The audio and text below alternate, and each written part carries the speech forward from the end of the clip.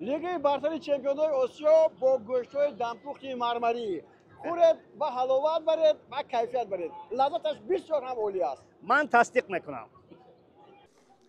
ассалому алайкум студия, ассалому алайкум тамошобинони муҳтарами телевизиони варзиш. ҳамоно мо дар арабистони саудӣ қарор дорем ва имрӯз охирин нишасти матбуотие ки инҷо байни мураббиён ва бозигарони дастаҳои Кавасаки Фронтале ва Ал-Аҳли ба анҷом расид.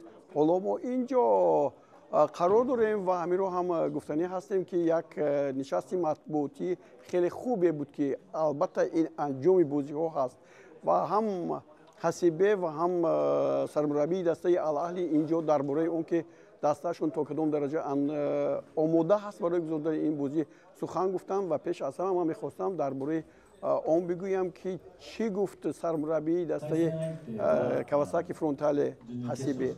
ӯ гуфт агар мураббӣ 90% боварӣ дошта бошад ки дар ин вохӯрӣ ғалаба мекунад, пас ӯ ғалаба карда наметавонад. бояд мураббӣ боварӣ дошта бошад ки 100% дар ин бозӣ ғалаба мекунад, пас ба пирӯзӣ ноил мешавад.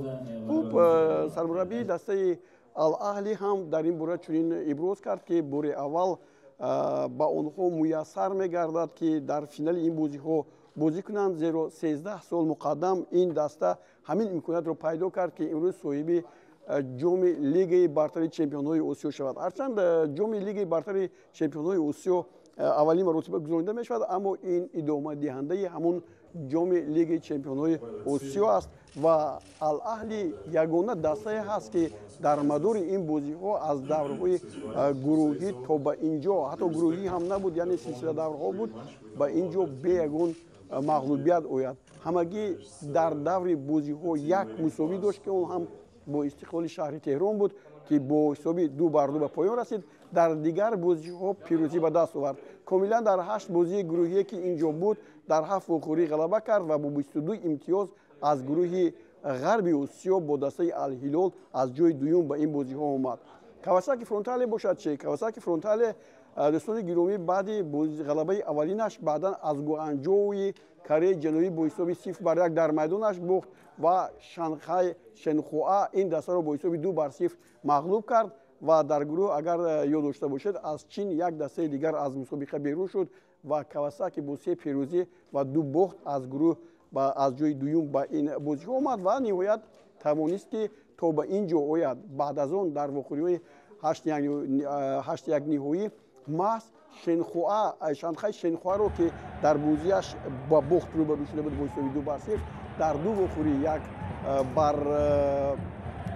ва 3-1 инҷо пирӯзӣ ба даст овард дар 2 вохӯрӣ ва ба бозиҳои ниҳоие ки инҷо мо дидем аллакай Садро 3-2 ва ҳамчунин дастаи Ан-Насрро 3-2 мағлуб кард ва тарҳи бозиаш ниҳоят зебо буд.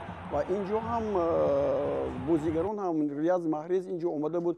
Риёз Маҳрез аллакай тавассути шабакаҳои иҷтимоӣ хабарҳое фиристод ки Африқо ва Осиё ҷомро интизор шавед. яъне ин футболбози африқоӣ аллакай пеш аз ҳама як гом мезад ки инҷо Ал-Аҳли ба ғалаба ноил мешавад, аммо ин то ба ҳанӯз муайян нест. зеро мураббиён ҳам расман нагуфтанд ки дар ин вохӯрӣ ғалаба мекунанд, зеро дастаи Кавасаки Фронтале ҳамаи он пешгӯиҳоро шикаст ва дар лигаи бартари чемпионҳои Осиё натиҷаҳое ба қайд гирифта шуданд ки ҳама инҷо интизор набуданд, ҳама пешгӯӣ накарданд, ҳама интизори он буданд ки бори аввал бозиҳо дар ғарби Осиё ва шарқи Осиё бозиҳои ниҳоияш дар як ҷо мегузаранд ва аз ғарби Осиё ду даста дар финал бозӣ мекунанд, аммо ҳамаи ин чизҳо лағв шуд ва боз шарқи Осиё бо ғарби Осиё бозӣ мекунад. аз ин бозӣ кадом натиҷаро ҳам интизор шуда мумкин аст? пеш аз ҳама дастаи Кавасаки Фронтале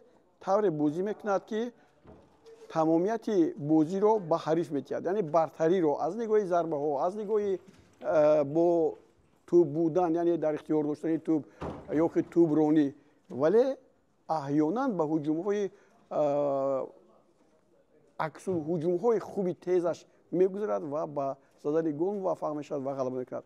ки ғалаба мекунад? акнун ҳоло ягон нафар пешгӯӣ карда наметавонад, зеро Кавасаки метавонад боз як бори дигар таърихи ин бозиҳоро дигар кунад ва баъди 13 соле ки Ал-Аҳли мехоҳад ин ҷомро ба даст орад, дар муқобили ӯ бозии хубе нишон диҳад ва ин пешгӯиҳой ё худ хоҳишҳое ки алаҳлӣ дорад онро ҳам бишканад.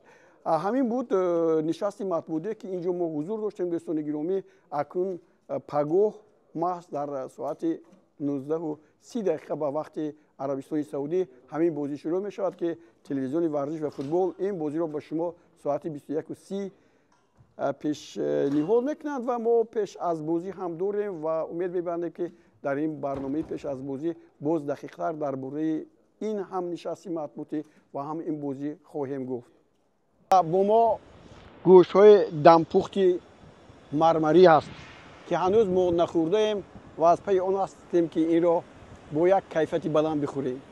тановул кунем то ки ҳаракат зиёд шавад ва боз роҳи худро барои расонидани хабарҳо, маълумотҳо, ҷойҳои зебои Арабистони Саудӣ, махсусан шаҳри Ҷидда ба шумо пешкаш кунем.